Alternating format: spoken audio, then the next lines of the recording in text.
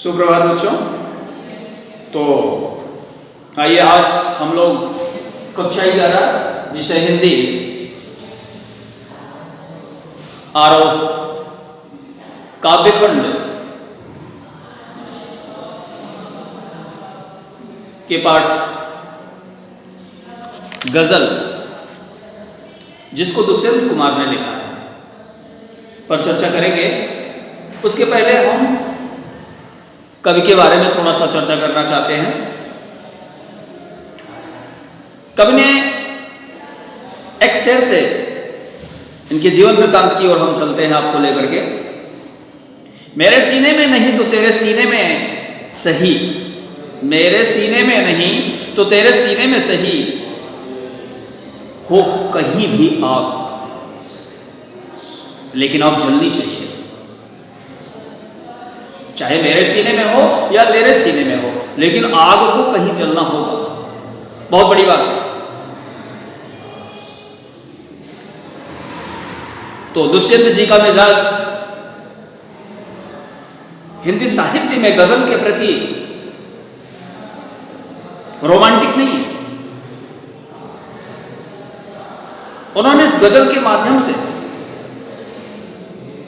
देश की समस्या को उजागर किया है, लोगों की भावनाओं को उजागर किया है और लोगों के स्वर में, आवाज में विद्रोह को जगाने की कोशिश किया है। तो इस प्रकार के हमारे दुष्यंत जी के संदर्भ में हम थोड़ा सा प्रकाश डालना चाहते हैं। आप नई कविता के सशक्त हस्ताक्षर हैं। आपका जन्म 1 सितंबर 1933 को राजपुर नवादा जिला बिजनौर में हुआ था। बचपन का नाम दुष्यंत नारायण था। आपने प्रयाग विश्वविद्यालय से एमए की उपाधि ली और वहीं से ही अपना साहित्यिक जीवन प्रारंभ किया। आपके मित्रों में मार्कंडे जी, कमलेश्वर आप थे। आप अक्सर परिमल की गोष्ठियों में भाग लेते थे। नए पत्ते जैसी महत्वपूर्ण पत्रिका में आपका जुड़ाव रहा है और कुछ समय तक आप इलाहाबाद के आकाशवाणी विभाग में भी कार्य किया। किंतु दुर्भाग्य है कि बहुत दिन तक आप जीवित नहीं रह सके।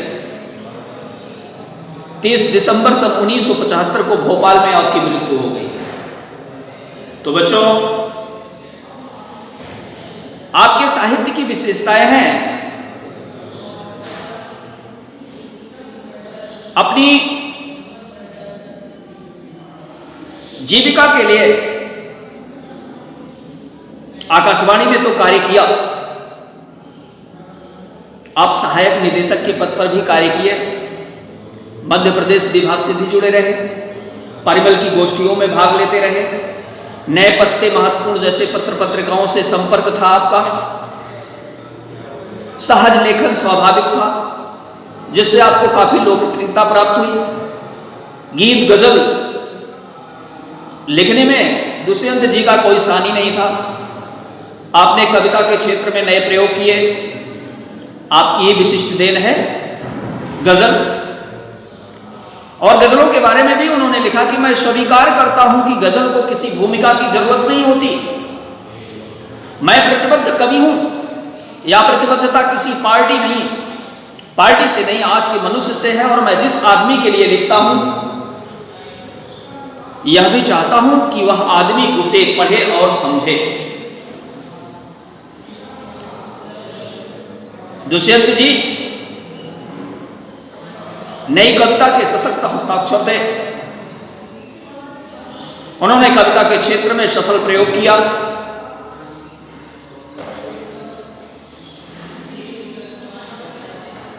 किंतु उनकी ख्याति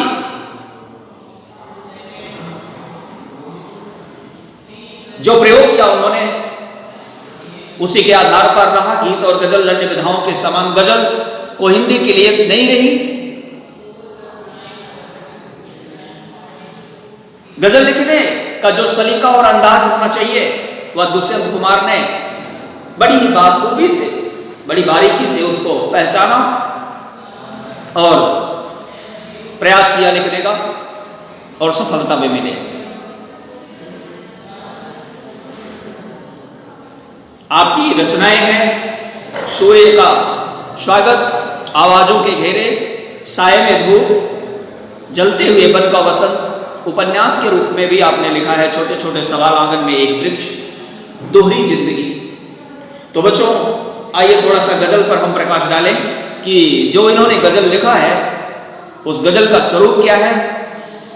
वैसे गजल रोमांटिक होता है, रोमानियत से होती है।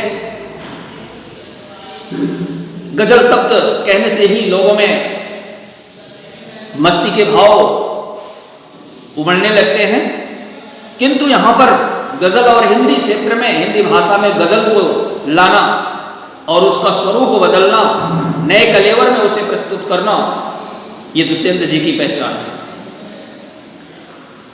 और इस गजल के माध्यम से दुष्यंत जी ने जन जागरण का संदेश दिया है। देश की दुरावस्था को देखकर आज भारत में, आजाद भारत में रहने वाले जो लोग थे, उन्होंने कुछ सपने देखे थे कि उनके भी शहर में रोशनी होगी, उनके भी गांव में रोशनी होगी, परंतु वहां आज भी अंधेरा ही है। उनका गांव अंधेरे में डूबा हुआ है, उनका शहर अंधेरे में डूबा हुआ है। देश की ऐसी व्यवस्था बन गई है कि जहां कष्ट ही कष्ट है। राजनीतिक व्यवस्था खुद कष्टों का कारण बन गई है। यहां से कहीं और चलने के लिए कवि चाहता है, क्योंकि यहां के लोग ऐसे आलसी, निकम्मे और शोषित हैं कि वह हर अभाव को चुपचाप बैठ करके सह ले रहे हैं। ये कमीज के न होने पर भी शोर नहीं मचाते, बल्कि अपने पांव से पेट को ढक करके सो लेते हैं, कोशिश नहीं करते। ये लोग खुदा को एक हसीन नजारे के समान मान लेते हैं और इसी के सहारे उनकी जिंदगी कट रही है। किंतु कभी कोशिश करना चाहता है और यह आशा करता है कि जो शोषित हैं उनकी आवाज में विद्रोह की चिंगारी हो।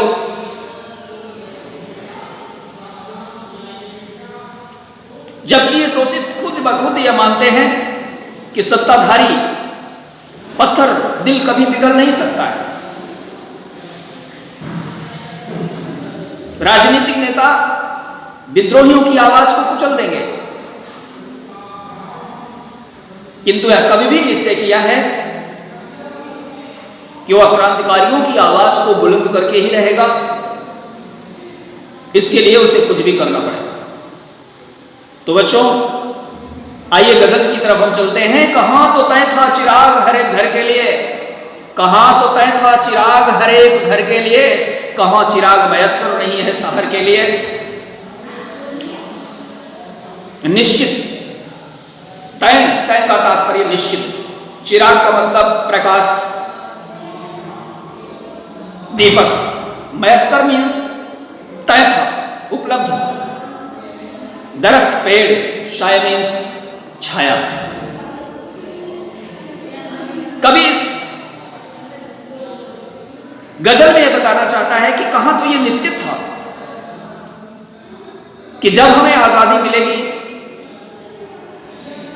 और आजादी मिलने के बाद जो विकास की धारा है, वो विकास की धारा शहर से होते हुए गांव तक पहुंचेगी। गांव और शहर में कोई अंतर नहीं होगा, हर जगह विकास के बल्ब जल रहे होंगे, किंतु ऐसा नहीं हुआ। हमें तो लग रहा है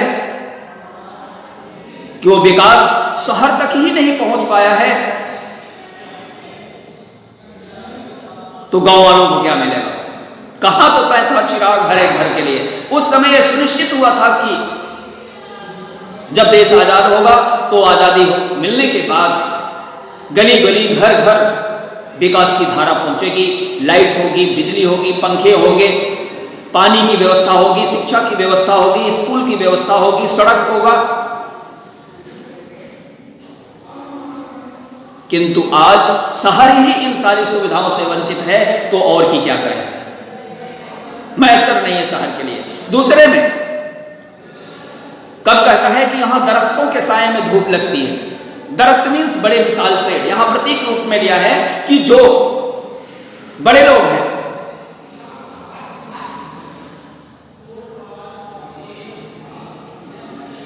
जो देश के श्रेष्ठ पदों पर बैठे हुए हैं, जो राजनीति में हैं लोग, उनके साथ भी जुड़ने वाले लोग भी अभी सुविधा से वंचित हैं, तो औरों की क्या बात करें। यहां दरख्तों के साए में धूप लगती है, चलो यहां से चले उम्र भर के लिए। कभी पलायन करना चाहता है, ऐसे स्थल को छोड़ करके, ऐसी व्यवस्था को छोड़ करके कि जहां उसकी बात कोई नहीं सुन रहा हो, शोषण, अत्याचार, अनाचार, दुराचार में लोग संलिप्त हुए हो, ऐसी व्यवस्था में कभी रहना नहीं चाहता है, कभी पलायन करना चाहता है। किंतु वृक्ष इसलिए लगाए जाते हैं कि उससे फल मिलेगा और पथिक को छाया मिलेगी, पक्षियों को निवास स्थल मिलेगा। लेकिन ऐसे उस वृक्ष से कुछ भी नहीं मिल रहा है, केवल धूप ही मिल रही है, न फल मिल रहा है, न छाया मिल रही है। ये शासन की जो व्यवस्था है, ये एक ऐसे दरख्त के समान है जिससे कुछ नहीं मिल रहा है, कष्ट ही कष्ट है। भारत की राजनीति ने आजादी के बाद देश के सुख चैन को छीन लिया। अब तो यह मन करता है कि इस देश को ही छोड़ करके चला जाए, कभी पलायनवादी बन जाता है। लेकिन अगले में क्या हो कि ना हो कमीज तो पांवों से पेट ढक लेते हैं, लेंगे। ये लोग कितने मुनासिब हैं इस सफर के लिए। भारत के लोग इतने दीनहीन हो गए कैसे, ये तभी कुचले हैं। ये अपने अभाव का रोना नहीं रोते। इनके पास अगर कपड़े नहीं है तो उसके लिए प्रयास नहीं करेंगे, उसकी व्यवस्था नहीं करेंगे, जो है उसी में संतोष करके रह जाएंगे। संतोष करना उचित नहीं है। अपने अधिकार के लिए आपको संघर्ष करना होगा। पांव सिकोड़ करके, पेट ढक करके गुजर बसर कर लेना, कोशिश न करना, ये उचित नहीं है। और ये तब होता है व्यक्ति के अंदर जब उसके अंदर की विरोध की भावना मर चुकी होती है।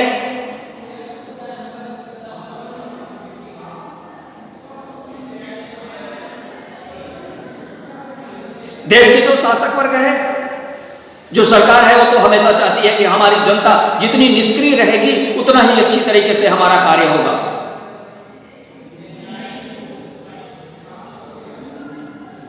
आपकी उदासीनता जो है वो सरकार के लिए और राजनीति करने वालों के लिए ताज बन जाती है, क्योंकि उनका शासन आसानी से चल रहा होता है।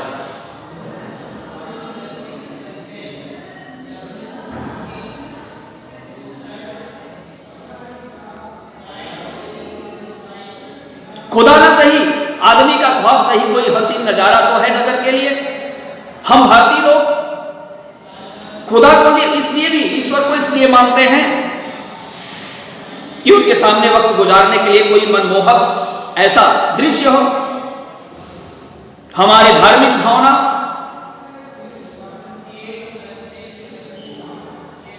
भी हमें विकास के पथ से अलग करती है, हमें संतोष की प्रवृत्ति जगाती है। कब यहां पर धार्मिक भावना के कारण यदि आपके अंदर संतोष की प्रवृत्ति जग रही है तो उसका भी विरोध करता है।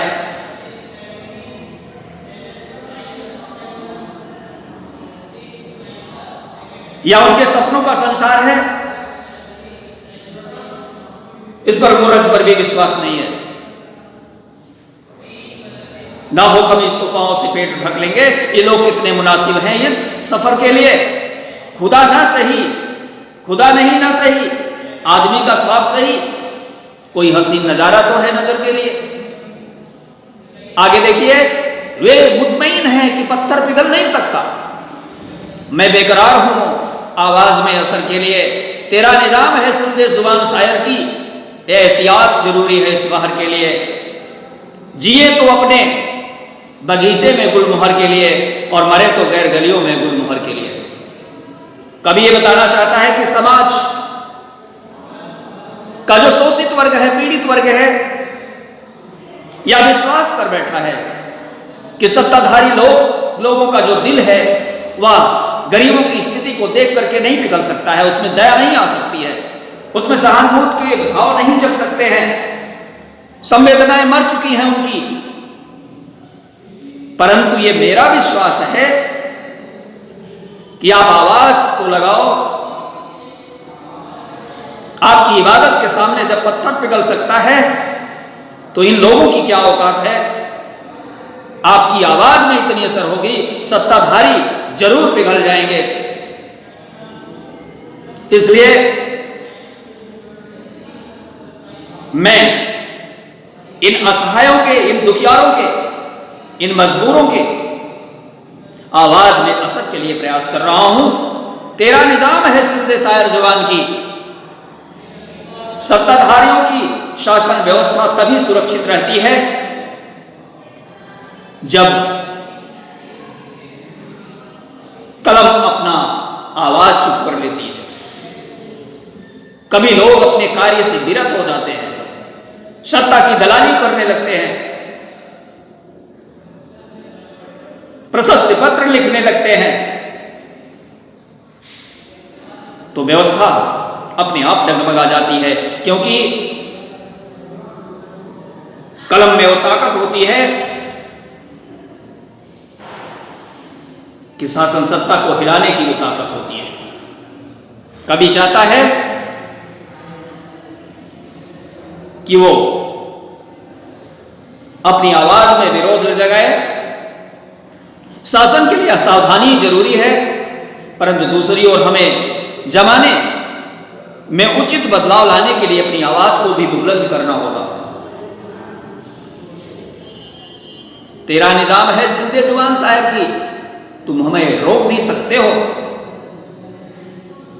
मेरी जुबान को रोक सकते हो, लेकिन मेरी लेखनी को नहीं रोक सकते हो। और हमारा यह धर्म भी बनता है, जिए तो अपने बगीचे में गुलमोहर के लिए। और मेरा यह धर्म बनता है कि अगर हम अपने बगीचे में रह रहे हैं तो इसी गुलमोहर के लिए जिए। गुलमोहर एक प्रकार का पुष्प होता है जो समृद्धि का प्रतीक है, संतुष्टि का प्रतीक है। और गैर की कलियों में भी मरे तो अपने इस देश के लिए, अपने इस गुलमोहर के लिए, अपने इस विकास के लिए, लोगों की आवाज को उठाने के लिए जरूर जिए। समाज कल्याण ही हमारा उद्देश्य हो, जन की भावनाओं को समझना मेरा उद्देश्य हो, इसी के लिए हम जिए और इसी के लिए मरें। तो आगे की पंक्ति में देखते हैं,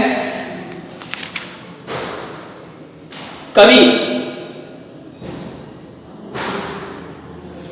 इस गजल के माध्यम से